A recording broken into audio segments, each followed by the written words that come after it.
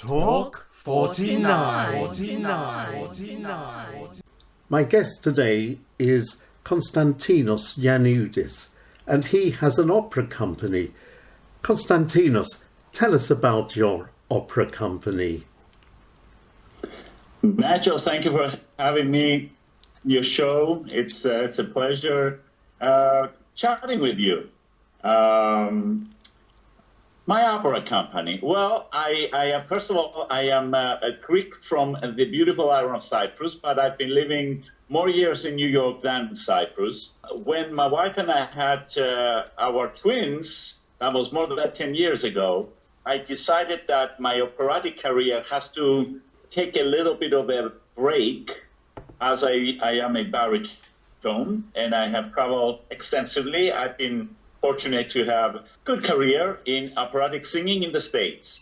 So that's when I started thinking I wanted to build something in New York, and its main purpose to connect the two places I love right now, and I love a lot. I mean, I love a lot of places, but New York and Cyprus. So here it is. The opera company was born, named Kyrenia Opera. Kyrenia because it's the birthplace of my mother. And I thought that would be a good name to honor her. And there you have it. 10 years ago, the company was born.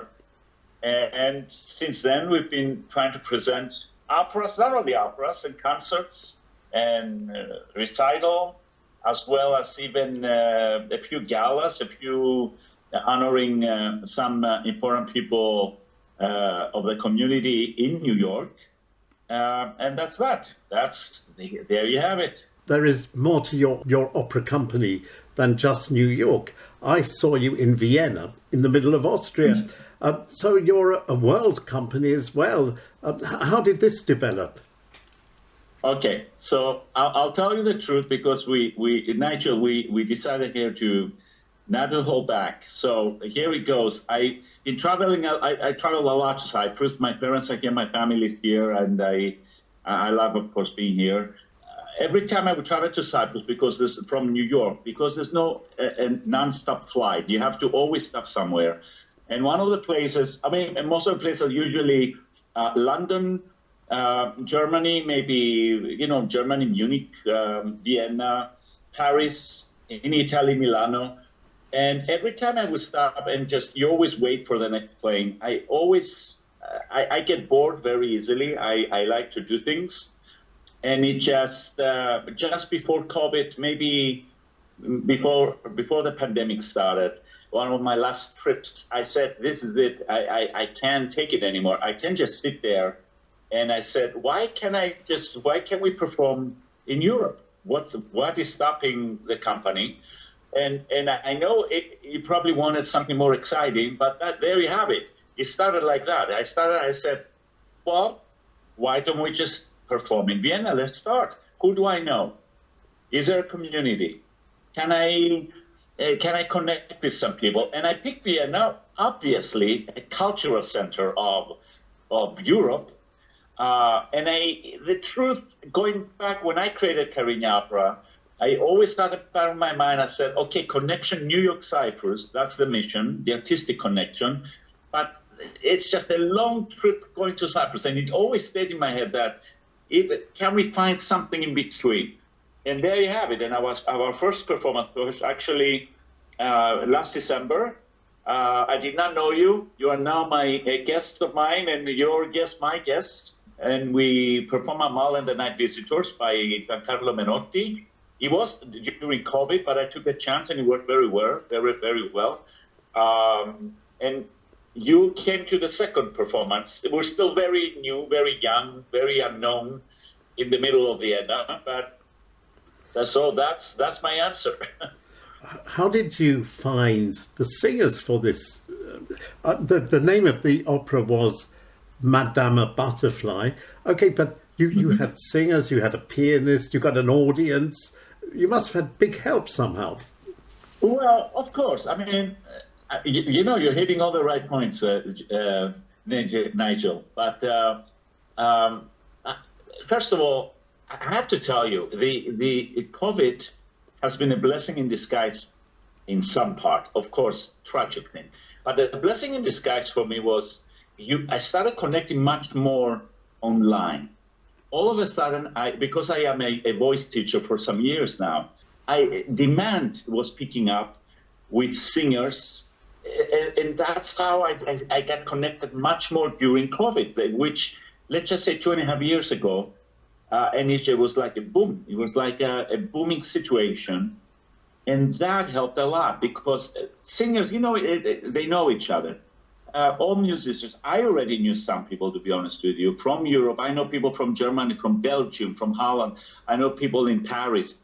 But it has never been materialized to what you saw. And there you have it. I also have done, again online, private auditions. So a singer I'm interested, you have to sing. I have to see who you are, what you're doing, and all that. And that, again, this COVID thing, to me, it made the world even smaller. It was already small with social media and all that, but it really became very small. And people, and you can see that a lot of, I don't know if you're in the music scene a lot with the singers and the pianists and instrumentalists in general, artists, they now share much more online with video, just like us right now. We are talking, we see each other. I'm not sure if 5 years ago I would have done it. I'm always a little bit shy, believe it or not, with this thing. So that's how it transpired to become what it's becoming. More connections, more artists, and the base is New York, remains New York. It is not neither Vienna, Europe, or Cyprus. It is New York. So everything comes from there. I was at Madame Butterfly, and the theatre was full. It was a very good audience. What kind of feeling did you get when you saw all of these people turning up for your opera? It's really fantastic. I know. It was obviously very exciting, and it was very. I love people as much as I love music, and I think it's not just me. Many producers and many conductors, many singers, they are in the business, they are in the arts because we love people. And the same way I enjoy talking with you right now, it's the same way. It was a very good energy. Madame Butterfly is you saw a very interesting piece, masterpiece by Puccini. And Puccini, to me, he can't do wrong. An incredible genius. And it worked. Somehow it worked. I have to tell you, I had my reservations, of course, because we're still very young. It's just a little bit, I don't want to say experimentation, but, I was there only for 4 days. So I put this together from New York, a lot of video, a lot of talking, a lot of planning with talking on the phone, talking exactly like you on social media and all that. So it was not a favorable, let's say, situation for the singers, but they were prepared. So it worked. In your case, online turned into live. It was the other way around somehow, which is completely. I know. You just mentioned, you just mentioned you loved people, and in your performance you had children. Is this your way of helping children get an interest in opera, so maybe they can go on and even make a life in opera? Is this part of your scheme? Exactly. You exactly. Young audience is our upcoming audience. It is our future audience.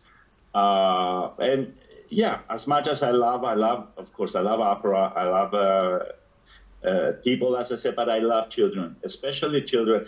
I find children. I do have children, but well, you know what I love about them? They're honest. All of them, every child, they tell you, they say to you exactly how it is. They don't hold back. Up to an age, they just say exactly, what you're wearing doesn't really, they just say it. I don't like your glasses, or your hair is weird today, or why are you sad today, or why are you happy today? They just say that, and that for me is fantastic. And if I make, it's I don't know, maybe you don't like me, but if I have a child being excited about opera, which is, I know, yeah, Vienna, of course, everybody knows opera, but you'd be amazed. Those children never been to an opera. And that for me was it was very exciting. They never been to an opera. So if I would have, it could excite me, it was motivating to me to make them, to have them be in an opera on stage, of course, teach them how to sing. Somehow I had somebody helping. I did not expect, the Vienna Boys Choir, whom I adore, obviously. But it was a fantastic motivator and a very good feeling. It makes me happy. That's what it is. It's not only that. For the kids who are actually on stage singing, they got an incredible taste of what it's actually like to stand on a stage and sing such a great piece of music. And you're giving these kids on stage a brilliant chance to look into another world. Exactly. Well, it's I'm glad we're able to do it. And we're doing the same in New York, and I've done the same in Cyprus, actually, that I am now. Even though I don't have a show here, it's too quick. I'm leaving for New York in just less than 48 hours. But when we did a few operas here, we did exactly the same thing. We also performed here a concert with a popular singer from Greece, a very well-known singer, Araki. And we had kids on stage that I rehearsed, we prepared, and again, the same outcome, meaning the same positive feeling and energy and excitement from the children. So for me, that's for me the success there. So, just talking about you for a second, you said you'd already had a career in opera. You're a voice trainer. What's it like singing at the Met?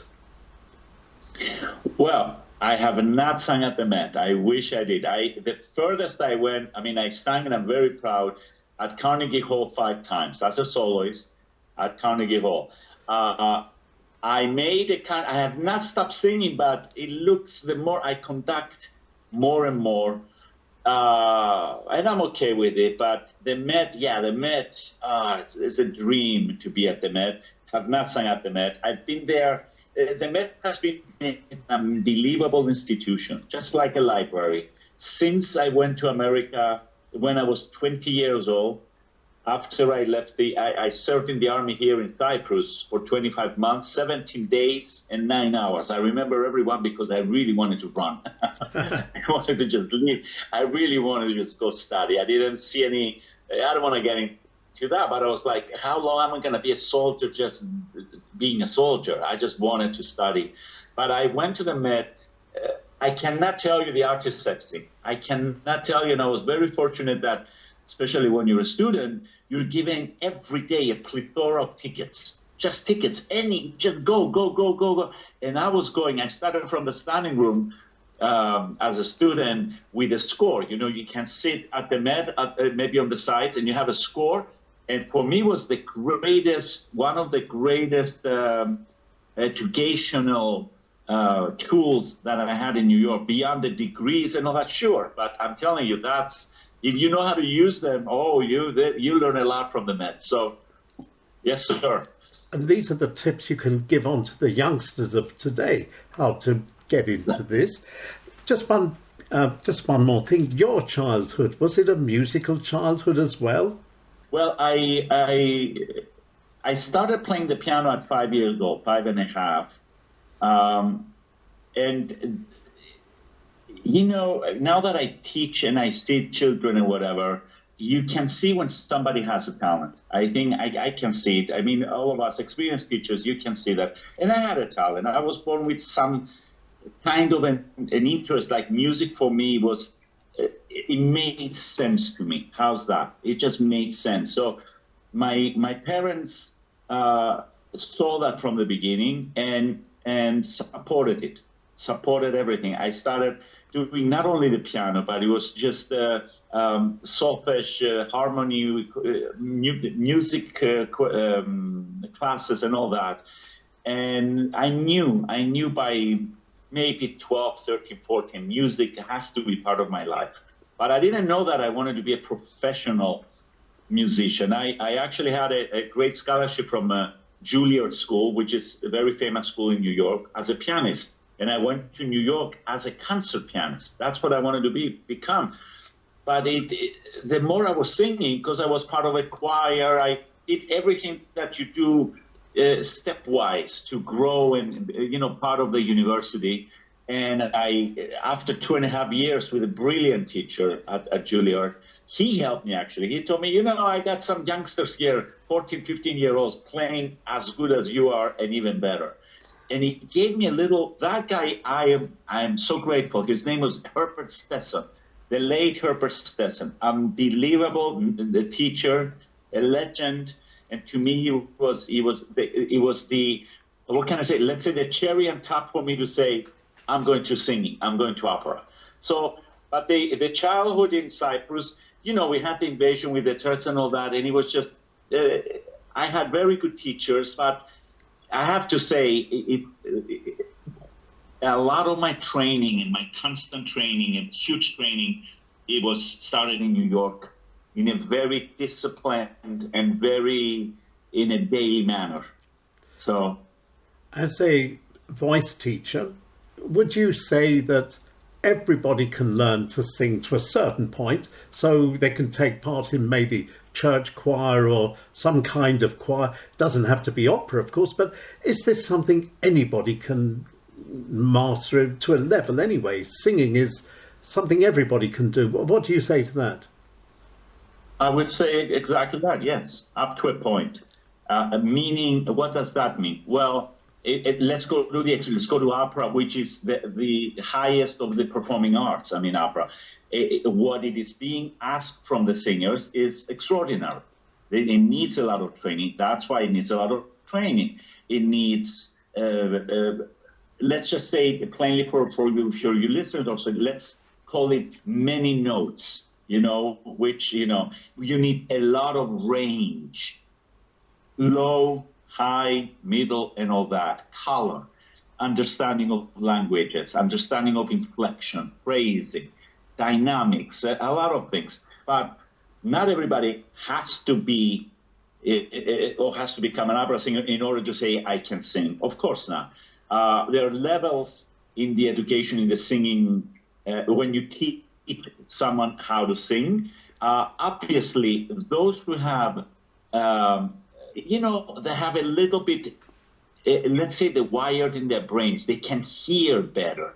They are already a bit ahead because they were given a little bit extra. It makes it a little bit easier for them to match pitch and put the notes together with their voice.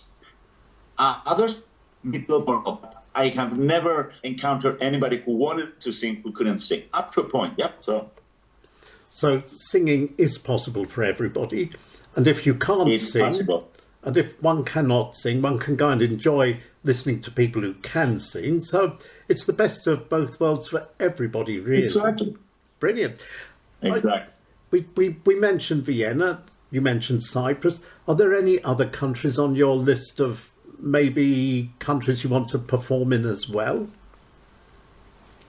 That's a very good question. I've been asked already because of this Madama Butterfly.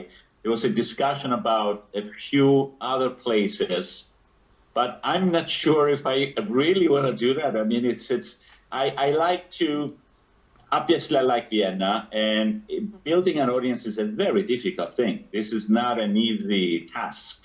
And also being unknown and then become known. That is not an easy task. So at the moment, to answer to you with all honesty, my main focus is New York, Vienna, and Cyprus. And I'm very proud that we have now Vienna on the list. Now, can we add a few more countries? We could, but not yet. I think it's not a smart thing yet, or a wise thing. Not yet. We still have time. But so far, it seems to me you've got 3 very solid legs, and that's fine. That's a very stable position. Constantinous YIANNOUDES, your opera company is the Kyrenia Opera. That's the way to pronounce it, I think, isn't it? Sure. Sure. Correct. And for the rest of the summer, what are your plans now? just briefly. Again, the truth. I really need some vacation, Nigel. So going back to New York, some things to take care, of course, until sometime at the beginning of July. Then we need a little bit of time off. We need to just take a little bit of a breather.